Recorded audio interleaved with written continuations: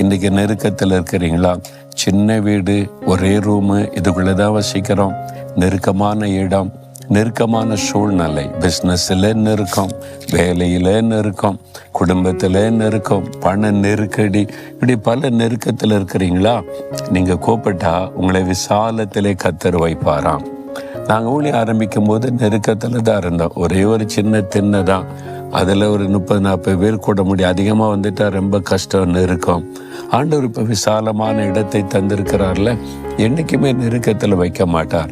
இன்னைக்கு நீங்கள் நெருக்கத்தில் இருக்கிறீங்க, கர்த்தர் உங்களை விசாலத்தில் வைப்பேன்னு வாக்கு கொடுக்கிறார். விசுவாசிக்கிறீங்களா? ஆனால் நீங்கள் கர்த்தரை நோக்கி கூப்பிடணும் விசுவாசத்தோட. ஆண்டவரே, இந்த நெருக்கத்திலிருந்து எங்களை விசாலமான இடத்துல வைப்பேன்னு வாக்கு கொடுத்துருக்கிறீங்க, அதை நிறைவேற்றுங்க. நீங்கள் கேட்டு பாருங்க, கர்த்தர் விசாலமான இடத்தை தருவார்.